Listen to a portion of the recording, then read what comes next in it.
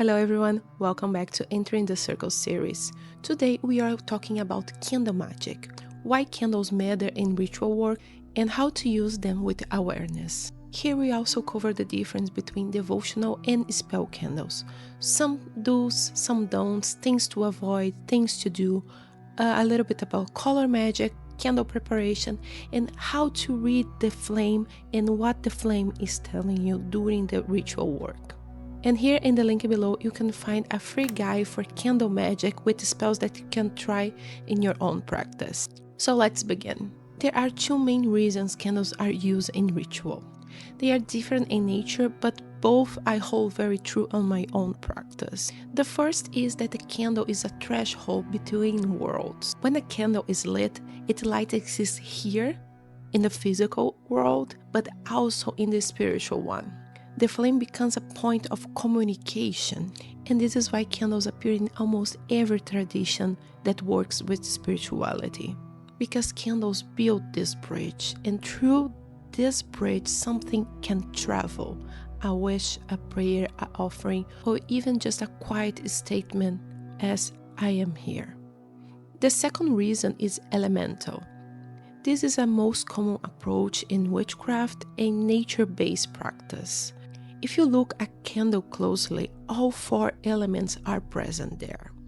The wax is earth, the flame, of course, fire, and the fire that breathes, it breathes air, and the wax that melts is water.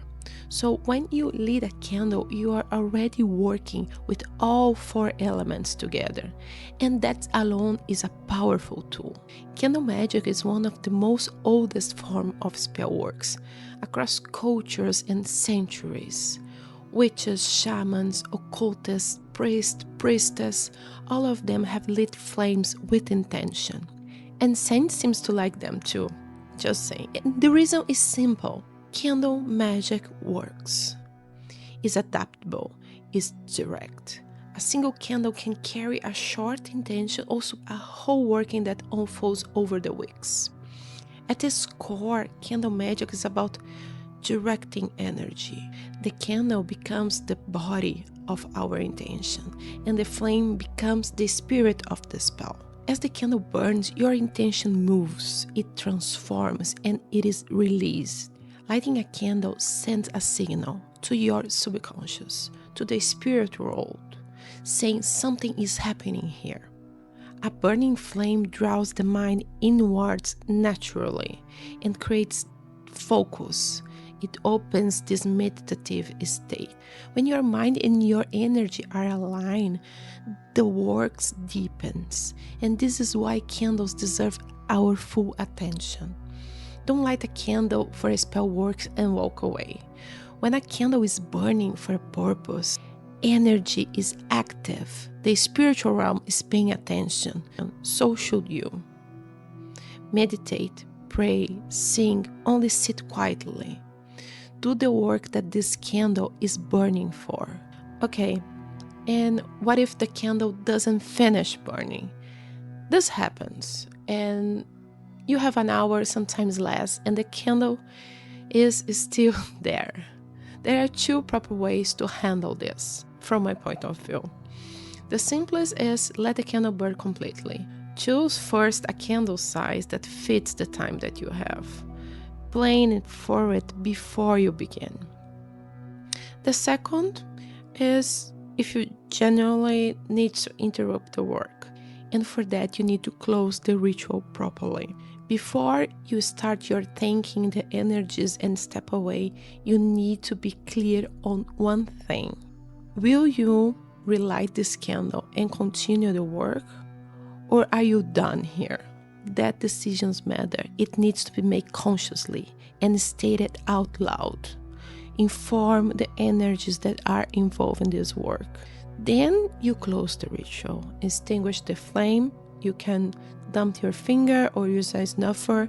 Never blow it. If you are done, the remaining wax is discarded. But we will talk more about how to do that shortly. But here's the thing. Not every candle carries a spell. There is an important difference between the two. A devotional candle is lit as an offering. for meditation, for your ancestors, for a spirit or deity that you work regularly. These candles can be reused. Light them, sit with them, let them burn for a while, extinguish, and return to them later. A spell candle is another thing. It is one loaded with intention, is a request or a specific working, and should burn completely. I know that some people reuse ritual candles or collect all the leftovers to melt into a new candles for later. You do what you feels right for you, but I don't recommend reusing candles that carry a charged intention. It is not worth it to have this energetic confusion for later. Another common question is where to light your candles. If you work with candle magic, you need to have a dedicated space. Not the bathroom, not the kitchen sink, unless it's a very specific ritual and there is a very good reason for it. This space should be clean, organized, intentional. That space will become your altar, and it doesn't have to be an obvious one. There are many ways to create an altar that doesn't announce itself to everyone who walks in the room. Saying that, some people like to put their altars in the living room because it is the energetic center of a home. But that's not a rule, it's just a common choice. But for example, bedrooms are often avoided. The energy of sleep and intimacy can conflict with the clarity that a ritual work requires. And here's the thing, in my own practice, okay, I'm open about what I do, as you can see. But anyway, I keep my altar in my working room, which is more like a shrine space. We have friends often here at our house. Sometimes we get loud, sometimes we have small parties in the living room, and I don't love people touching my ritual tools. I get the curiosity, I really do. But anything outside my working room is more witch decor than ritual. But I get it, sometimes it's not possible to have a permanent space, and that's fine. What you can do is create a dedicated box for that. And inside of this box, you will put all your tools, candles, incense, everything that you need.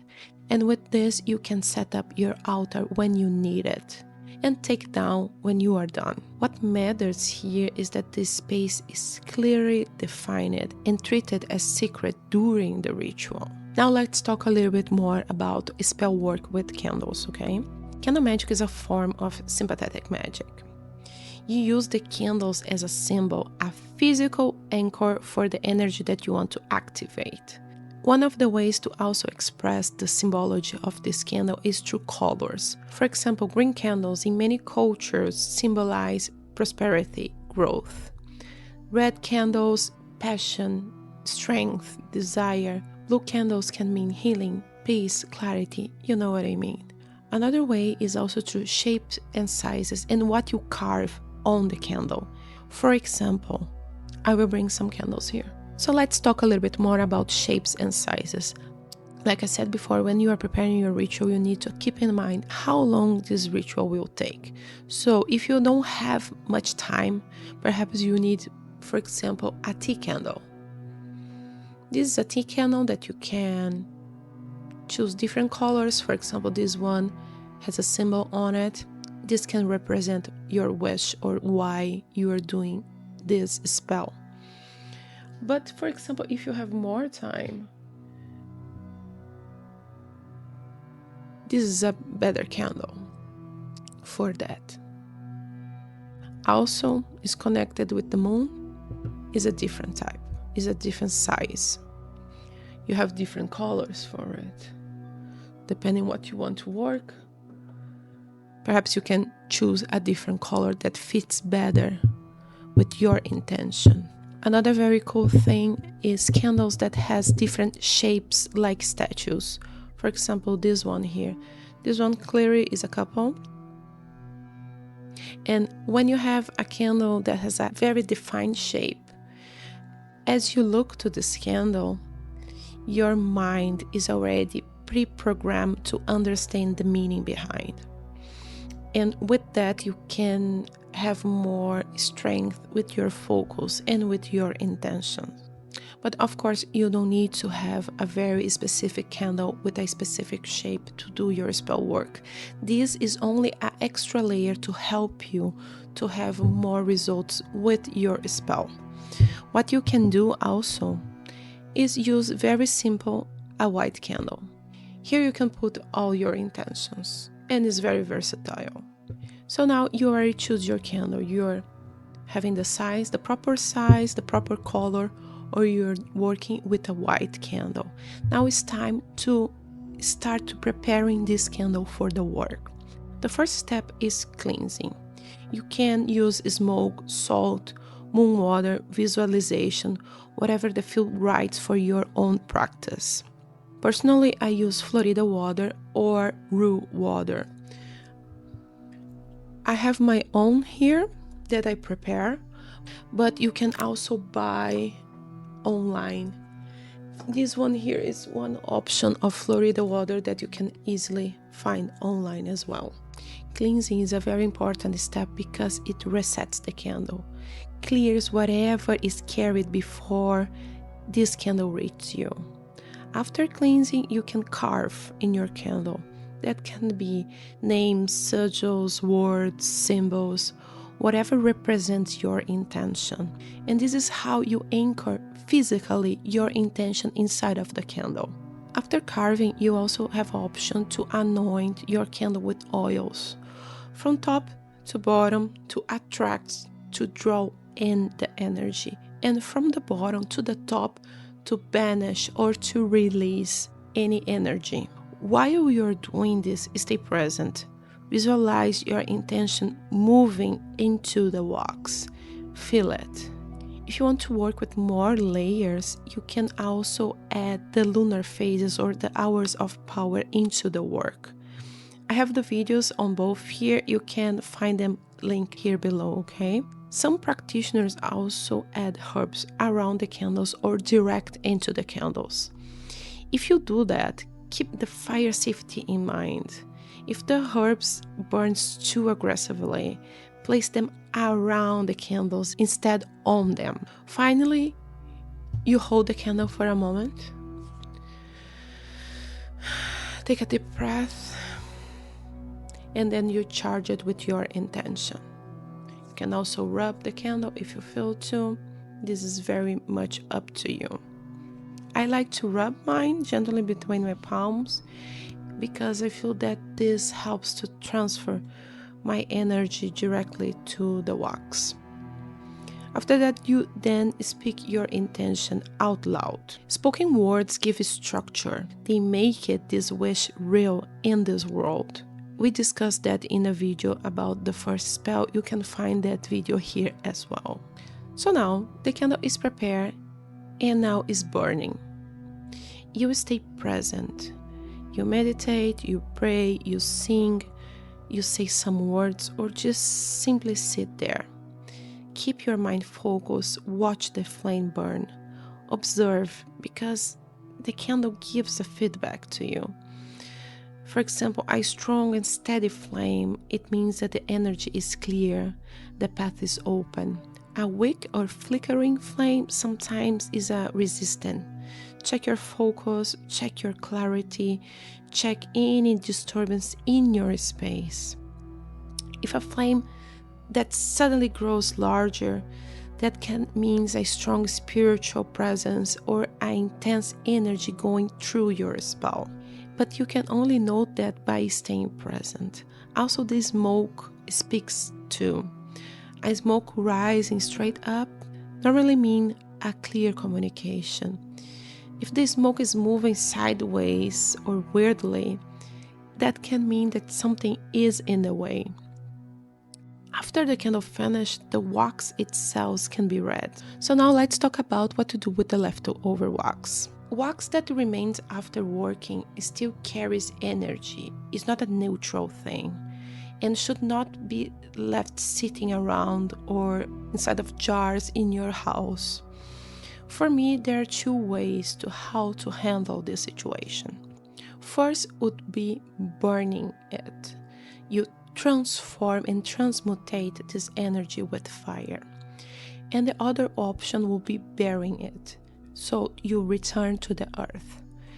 If you decide to bury it, for attraction spells, bury it near to your home, your garden, in your own land. Keep this energy close to you. But now for banishing spells, I will take this wax as far as possible for my home, because this energy needs to go. And as I said earlier, do not reuse it. Candles that have been charged with intention and burned in rituals, they need to be able to complete the cycle. So let them go. So a candle holds the 4 elements. It focuses intention and it opens communication with the unseen. Speak your intention out loud. Treat the ritual like a conversation. Stay present with the flame. Direct the energy with respect and awareness. Because when you do that, a single candle becomes one of the most powerful tools that you can use in your practice. Thank you very much for being here with me. It is always good to have you back in the circle. Until next time, bye.